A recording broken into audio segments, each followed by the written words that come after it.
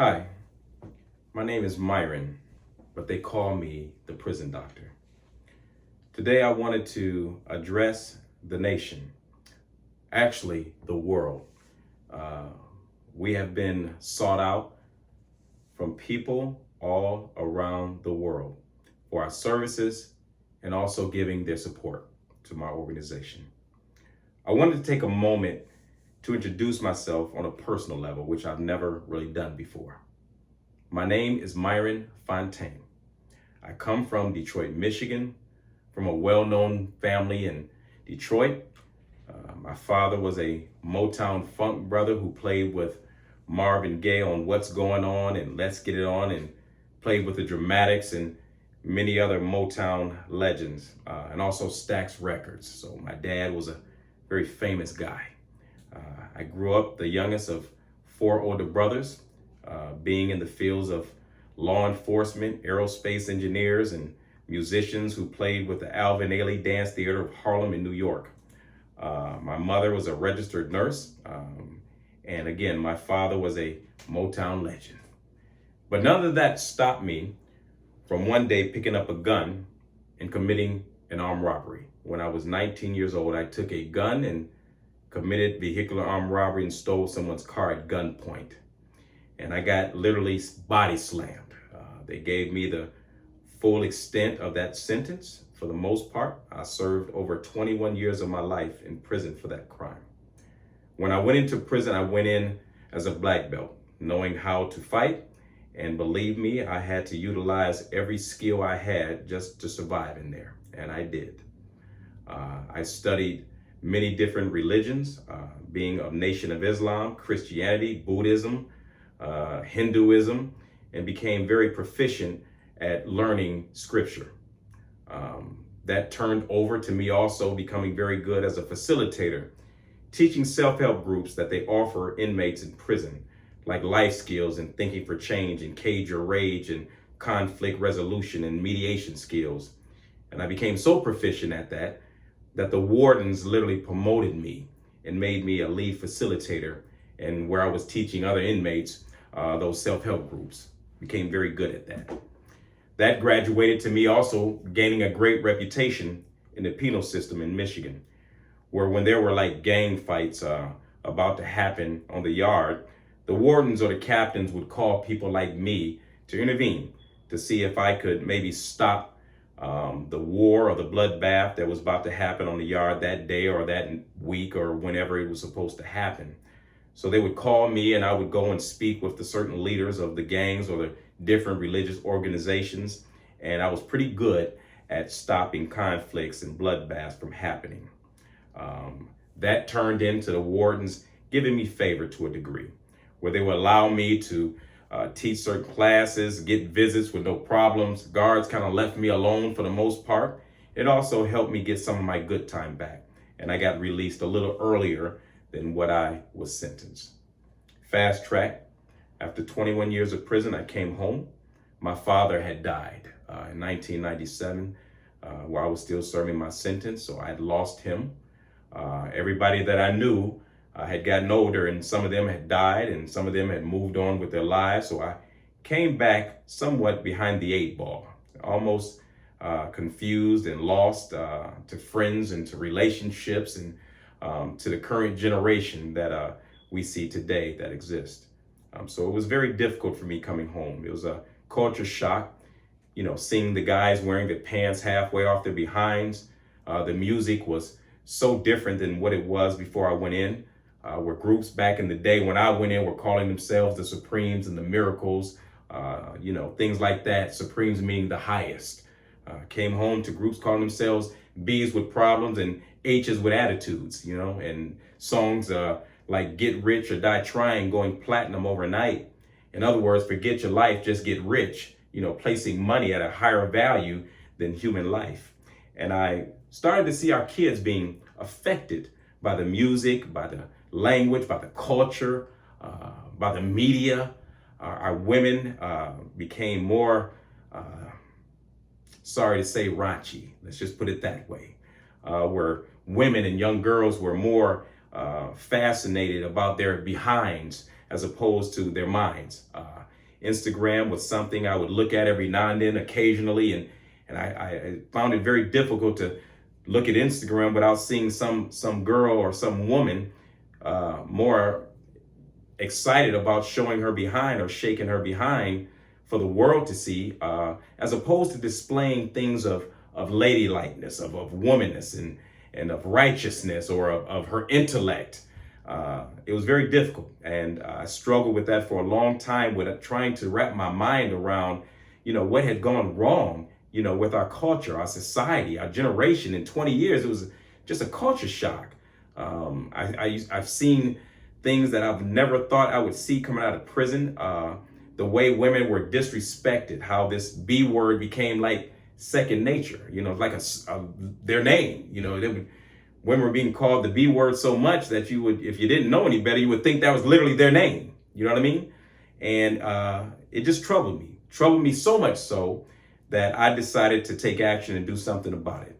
So I started a 501c3 called the Prison Doc Inc., where I started going into the homes and mentoring some of these young children and some of these young women and girls who were being affected by social media, by the television, and it was just horrible. And to this day, I struggle with trying to understand why our men and our women are not taking more of an aggressive approach on helping our youth. It troubles me so much that I've decided to take this organization and fight against all odds to go nationwide to help and mentor children, to stop them from going down a path that I think is detrimental to their lives, literally destroying our youth. And I've just had enough.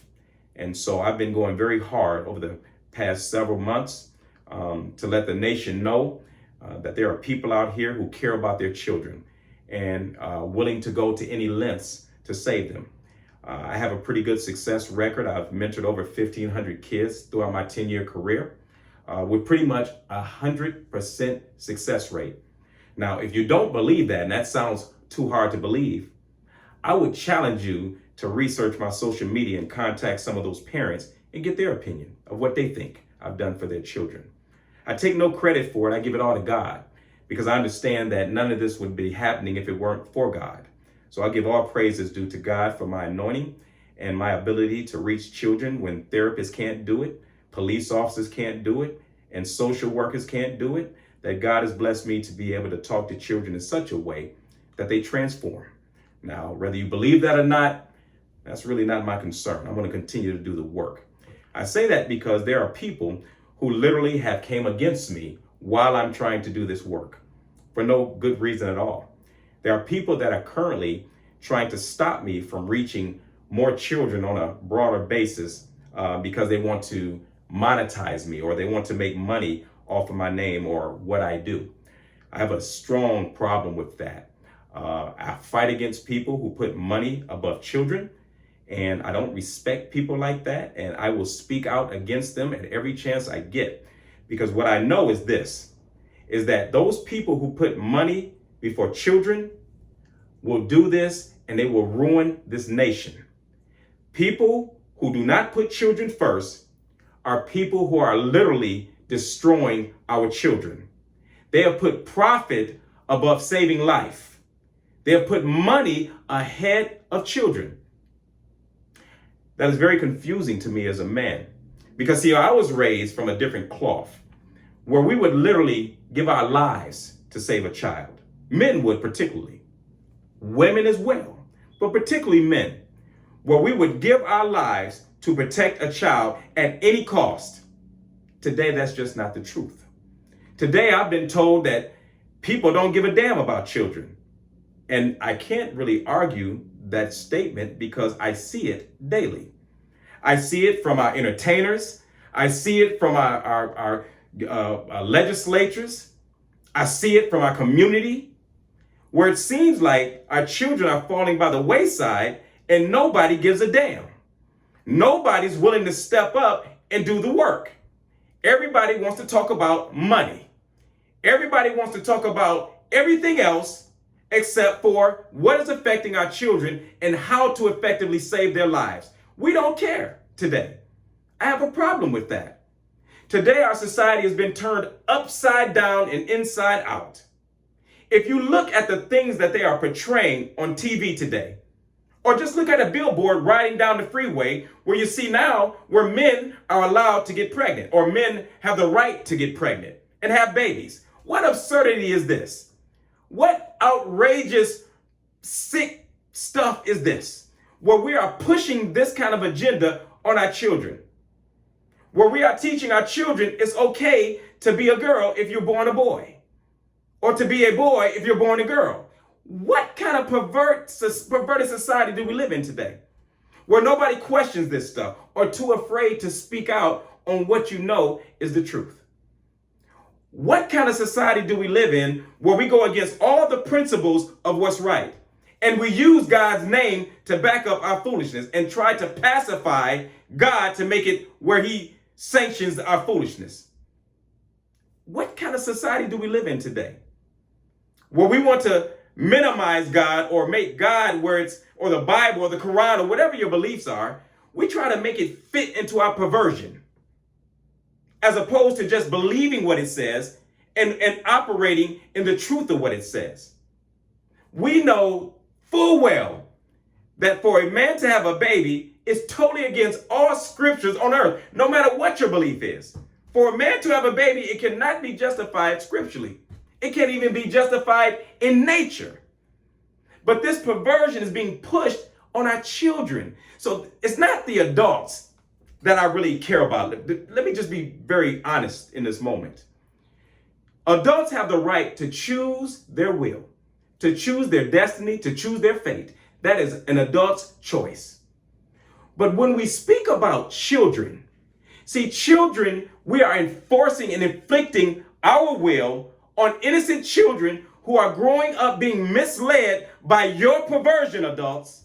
The things that you are allowing to be placed in these kids' minds on TV, on Instagram, and social media, you are polluting not only your lives, which is fine for you to do, but you are also destroying that child's life who does not know any better, who has also been privy to watching the social media garbage that you're spewing on TV and all through the darn highways and byways where you got these signs of men being pregnant. And our children are watching this stuff and they're curious about this stuff. And nobody's teaching them the right way of life or the godly way of life. I have a strong problem with a lot of these things. So I just want you to know, public, that the prison doctor is here for your children. And I am willing to do anything by any means necessary to save their lives because they need a hero. Our children desperately need a hero. And I'm willing to give my life dying for the righteousness of our children and to save their lives. Thank you for listening. Thank you for watching. Stay tuned and keep up with the Prison Doctor. I won't be stopped.